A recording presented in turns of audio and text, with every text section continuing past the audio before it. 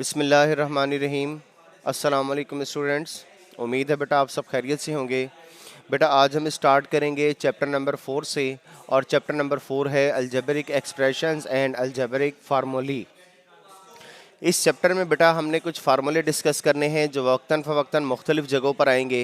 सबसे पहले बेटा ये जितने भी फार्मूले हैं हम इनको कंप्लीट तमाम फार्मूले मैं आपको लिखवा रहा हूँ। इन फार्मूलों को बेटा अच्छी तरीके से आप याद कर लीजिएगा। इन फार्मूलों में बेटा सबसे पहले हम बात करेंगे स्केयर के फार्मूले। कुछ फार्मूले बेटा इनमें ऐसे होंगे जो ऑलरेडी आप लोग पहले पढ़ चुके हैं। a plus B whole square is equal to a square plus B square plus 2ab। Next है बेटा a minus B whole square is equal to a square plus B square minus 2ab। ठीक है। Next है बेटा a square minus B square is equal to a plus B multiply by a minus B. Next बेटा a plus B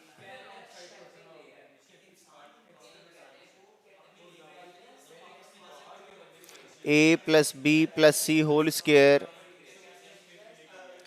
a plus B plus C whole square is equal to a square plus B square plus C square plus 2ab plus 2ab plus 2bc plus 2ac। इसको बेटा आप चाहे ca लिख लें या ac लिख लें, इससे बेटा कोई फ़र्क नहीं पड़ता, सेम ही रहेगा। और अभी ये जितने आप देख रहे हैं फार्मूले ये तमाम स्केयर के बन रहे हैं। नेक्स्ट बेटा स्केयर के फार्मूले में अब एडिशन करते हैं। a plus B whole square plus a minus B whole square is equal to 2 multiply by a square plus b square. और स्केयर के फार्मूला में बेटा जितना आपके पास सिलेबस में काम है उसमें लास्ट फार्मूला है a plus B whole square minus a minus B whole square. इन दोनों फार्मूला में सिर्फ पॉजिटिव और नेगेटिव का फ़र्क है। a minus B whole square is equal to 4ab। जितने आपके सिलेबस में है बेटा उसके हिसाब से यहाँ पर स्केयर के जो फार्मूले हैं ये मेरा बेटा कंप्लीट हो गए। अब हम बात करते हैं क्यूब के 4 फार्मूलों की। सबसे पहले बेटा a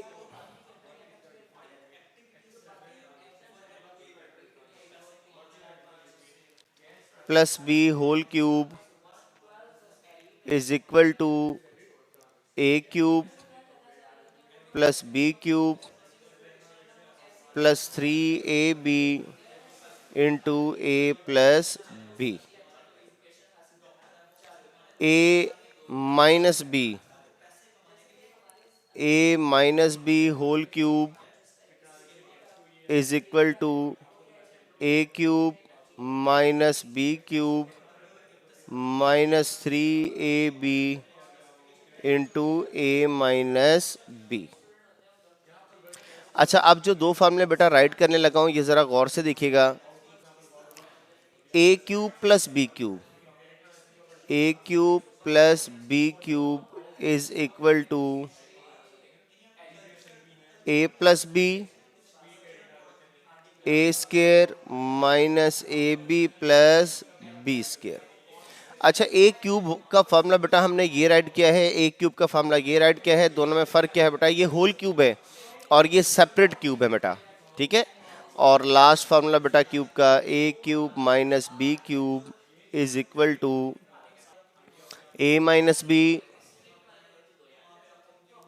into a square plus a b plus B square. अच्छा बेटा, अब आपके तमाम फार्मूले आपके सामने हैं बेटा। टोटल स्केयर के 6 फार्मूले हमने बनाए हैं और ये 4 फार्मूले हमने बनाए हैं बेटा क्यूब के। ये 10 बेटा टोटल फार्मूले हैं जो इस चैप्टर में मुख्तलिफ जगहों पर यूज़ होंगे। इनको तमाम फार्मूलों को बेटा मैंने एक जगह पर इकट्ठा कर दिया। ये तमाम फार्मूले मेरा बेटा आप अपने रजिस्टर पे नोट कर लीजिएगा, राइट कर लीजिएगा और इनको अच्छी तरीके से याद रख लें। ये जितना भी चैप्टर है बेटा, ये तमाम फार्मूले इसी चैप्टर में यूज़ होने वाले हैं और ये मुख्तलिफ जगहों पर यूज़ होंगे। बजाय इसके कि आपको हर बार एक नया फार्मूला लिखवा कर याद करने के लिए देता है, जितने फार्मूले यूज़ होने वो सारे बेटा एक बार ही राइट कर दिए ताकि बाद में आपको कोई कन्फ्यूजन ना हो कि इस चैप्टर में कितने फार्मूले यूज़ होंगे। अभी हम बात स्टार्ट करेंगे बेटा एक्सरसाइज 4.1 से। इस एक्सरसाइज 4.1 का सबसे पहला क्वेश्चन है बेटा, identify whether the following algebraic expressions are polynomial. वो कहता है ये बताएं कि ये पहचान करें कि इनमें से अलजेब्रिक एक्सप्रेशन में कौन सा पॉलिनोमियल है और कौन सा पॉलिनोमियल नहीं है। और इस क्वेश्चन नंबर 1 के जो पार्ट हैं बेटा, इनमें से हमें सिर्फ और सिर्फ करना है part number 2 and part number 4। अच्छा, सबसे पहले हम ये बात करते हैं कि व्हाट इज़ पॉलिनोमियल। पॉलिनोमियल किसे कहते हैं? कोई भी बेटा ऐसा अलजेब्रिक एक्सप्रेशन, अब जब अलजेब्रिक एक्सप्रेशन की हम बात करते हैं तो इसका मतलब है कि इसमें क्या क्या शामिल होंगे। इसमें वेरिएबल शामिल होंगे, इसमें कोफिशिएंट शामिल होंगे, इसमें कोफिशिएंट के अलावा इसमें क्या होगा, कांस्टेंट होगा।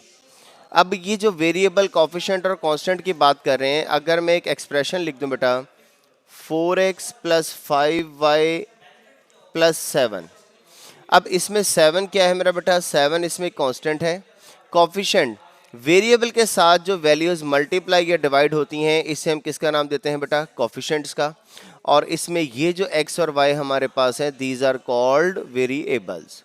ये तीनों चीज़ों की बेटा आपको पहचान कराई है। अगर आप इस टोटल में देखें तो 4 कोफिशिएंट है, x वेरिएबल है, 5 कोफिशिएंट है, y वेरिएबल है और 7 आपके पास क्या है, कांस्टेंट है। हम बात कर रहे थे कि पॉलिनोमियल क्या होता है। जब भी हम किसी कम्बिनेशन की बात करें वेरिएबल की, वेरिएबल, कोफिशिएंट और कांस्टेंट की, और इस तरीके का बेटा ये कम्बिनेशन होना चाहिए कि इसमें कोई कोशेंट यूज़ ना हो रहा हो।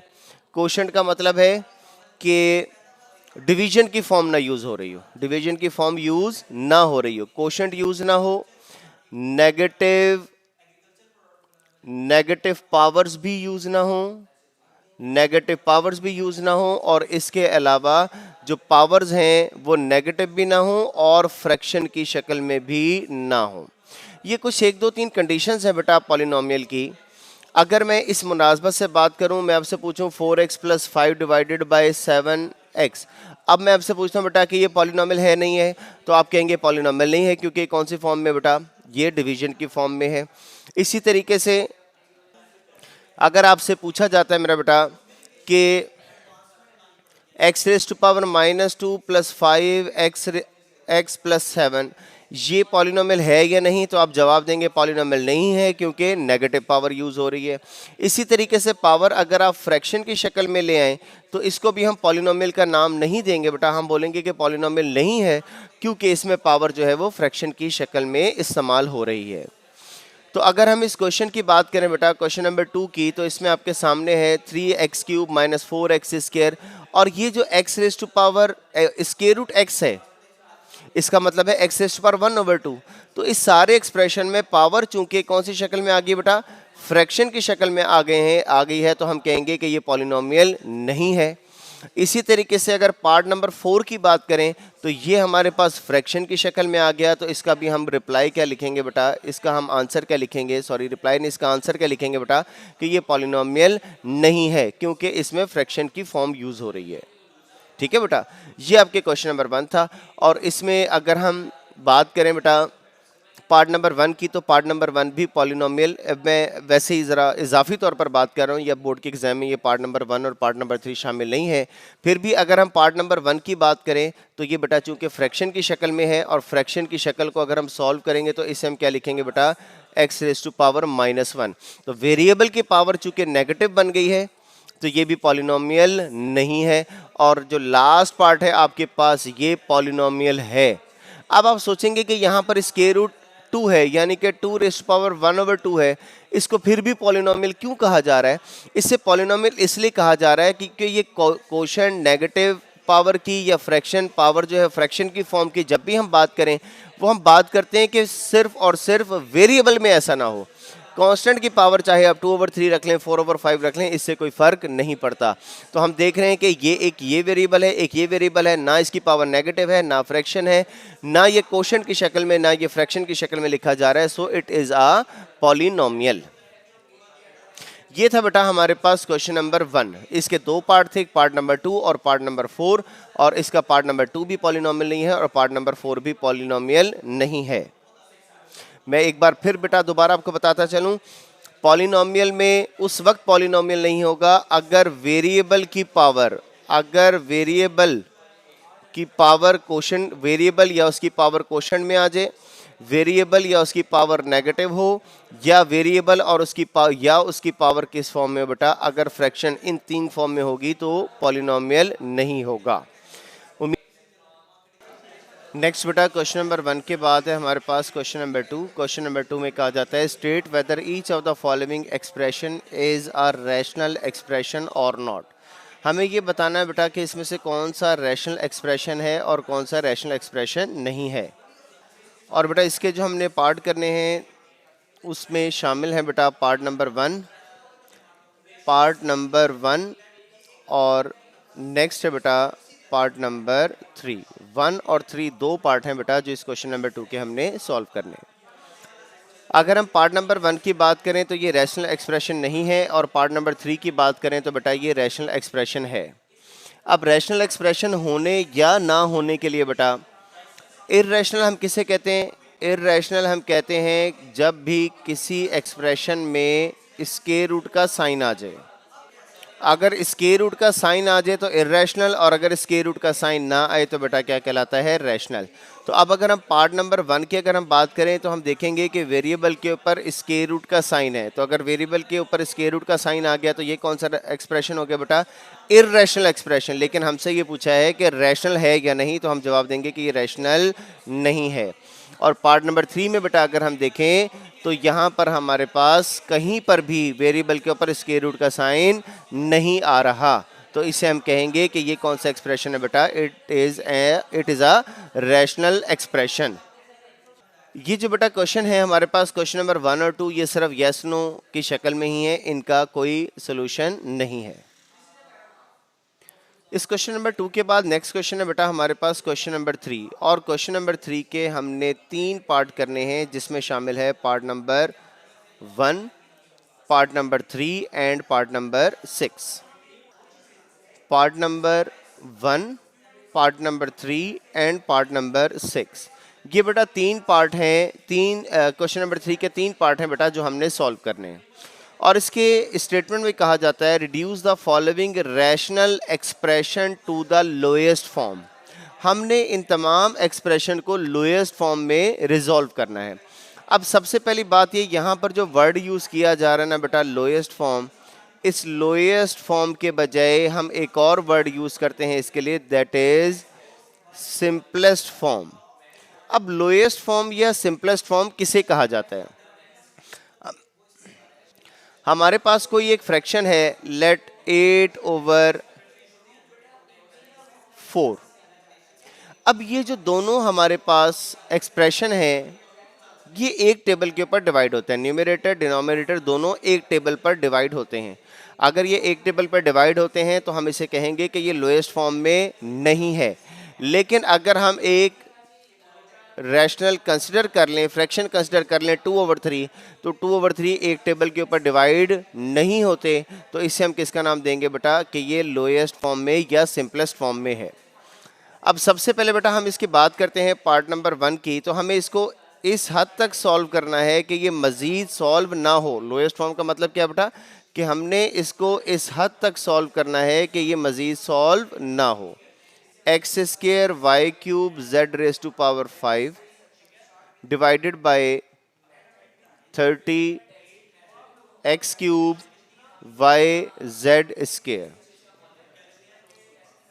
इसमें अगर हम 30 और 120 को अगर हम सॉल्व करें, 120 x² का क्या मतलब है? x × x, वाई क्यूब का क्या मतलब है बेटा, वाई की पावर 3 है तो इसे हम 3 टाइम लिख सकते हैं, और जेड की पावर 5 है तो इसे हम क्या लिख सकते हैं बेटा, z multiply by Z multiply by Z multiply by Z multiply by Z. Z हमने कितने टाइम्स लिख दिया बेटा, 5 टाइम्स। फिर 30 as it is. X cube का क्या मतलब है, x multiply by x multiply by x. Y 1 time है, वाई एज इट इज रहेगा। जेड स्केयर का मतलब है बेटा z multiply by z. 30 one ज़ा 30, 30 फोर ज़ा 120। अब ये x की दो वैल्यूज, x की 2x के साथ कैंसिल हो गए, y के साथ कैंसिल हो गया, z के साथ 2 टाइम्स z के साथ कैंसिल हो गया। सो हमारे पास बेटा बाकी क्या बचा, 4। नेक्स्ट हमारे पास क्या बचा बेटा, y की कितनी वैल्यूज हैं, 2y स्केयर z 1 2 3। तो z की पावर कितनी बच गई बेटा, z is to power 3 divided by x की सिर्फ और सिर्फ एक ही वैल्यू बची।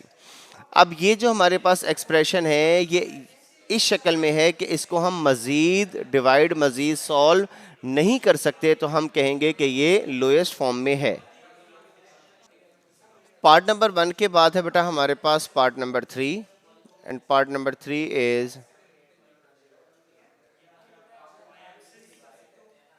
x plus Y whole square minus 4xy divided by x minus Y whole square. Next बेटा अब हम सॉल्व कर रहे हैं पार्ट नंबर 3। अब x plus Y whole square का फार्मूला क्या होता है बेटा, x plus Y whole square is equal to x square A plus B whole square का जो हमने फार्मूला पढ़ा था, A square plus B square plus 2ab। ये बेटा हमने फार्मूला अप्लाई कर दिया X plus Y whole square का। नेक्स्ट बाकी हमारे पास बेटा पहले से ही मौजूद है -4xy, ये बेटा एज इट इज, और x minus Y whole square will be equal to x square plus y square minus 2xy। और अब यहाँ पर भी बेटा फार्मूला अप्लाई कर दिया a minus B whole square which is equal to a square plus B square minus 2ab।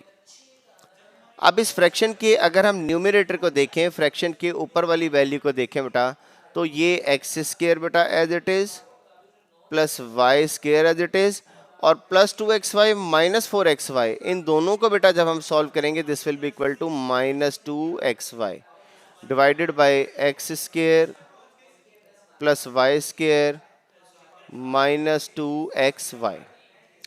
अच्छा अब ये ऐसा नहीं होता बेटा कि एक्स स्क्वायर से कैंसिल हो गया, वाई स्क्वायर से 2xy से, ये ज़रा गौर से देखिएगा।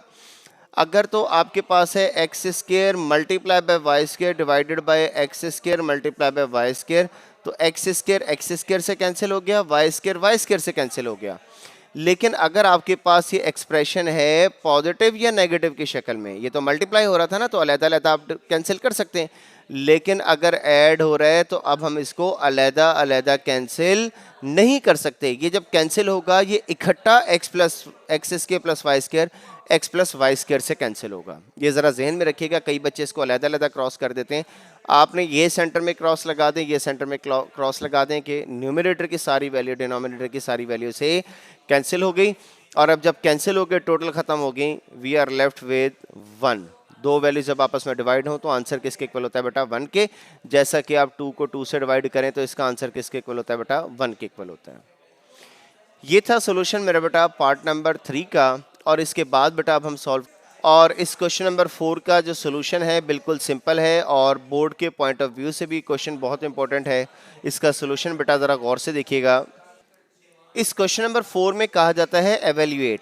यहाँ पर जो वर्ड है evaluate, this means find the value of. जैसे कई क्वेश्चन में लिखा जाता है ना बेटा फाइंड द वैल्यू ऑफ, तो इस फाइंड द वैल्यू ऑफ लिखने के बजाय सिर्फ एक वर्ड यूज करते हैं, that is evaluate. Evaluate x cube y minus 2z divided by x z for x is equal to this and y is equal to this. अब इसका जो फर्स्ट पार्ट है, ये जो सारा हमारे पास पार्ट है, ये बेटा हमारे पास शामिल नहीं है। एक्सेलरेटेड लर्निंग प्रोग्राम में शॉर्ट सिलेबस के मुताबिक ये वाला क्वेश्चन बेटा हो गया ख़त्म। अब हमने सिर्फ और सिर्फ इसका करना है बेटा पार्ट नंबर बी, और पार्ट नंबर बी में कहा जाता है कि एक्सप्रेशन है x square y cube minus 5 z raised power 4 divided by x y z. हमने इसकी वैल्यू, सारे एक्सप्रेशन की वैल्यू मालूम करनी है, जबकि एक्स की वैल्यू 4 है, वाई की वैल्यू -2 है और जेड की वैल्यू -1 है।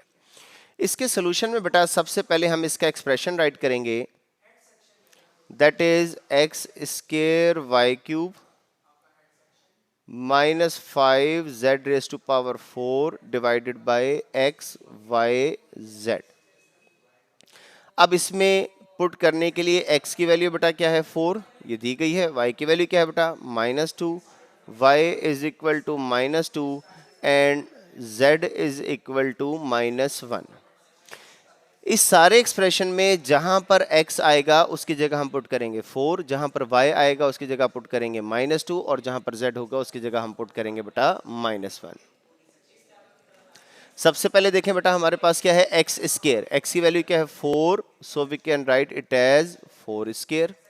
Y cube, y cubes mean -2 raise to power 3 -2 cube -5 z raise to power 4 और z की वैल्यू क्या है -1 raise to power 4 divided by x multiply by y multiply by z -1।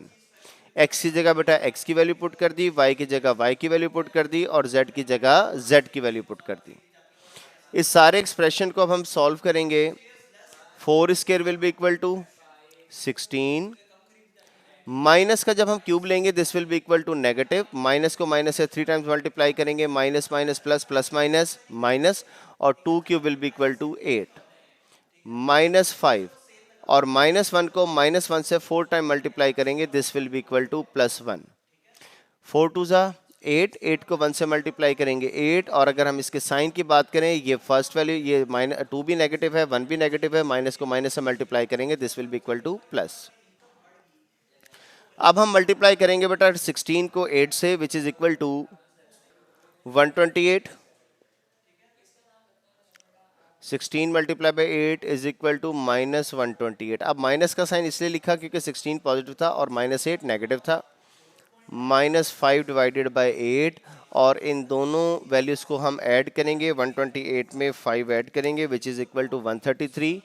So -133 divided by 8 is the value of x square y cube minus 5 z raised to power 4 divided by x y z when x is equal to 4, y is equal to -2 and z is equal to -1। ये बेटा आज के लिए मेरा बेटा इतना ही है। मैं क्वेश्चन नंबर 4 के साथ इसको वाइंड अप कर रहा हूँ। आज जो हमने क्वेश्चन किए हैं दैट इज एक्सरसाइज 4.1 का एक हमने क्वेश्चन नंबर 1 किया है बेटा, फिर क्वेश्चन नंबर 2 और क्वेश्चन नंबर 2 के बाद बेटा नेक्स्ट हमने किया है क्वेश्चन नंबर 3 के जो 3 पार्ट थे, part number 1, part number 3 and part number, उसके बाद हमने किया है क्वेश्चन नंबर 4।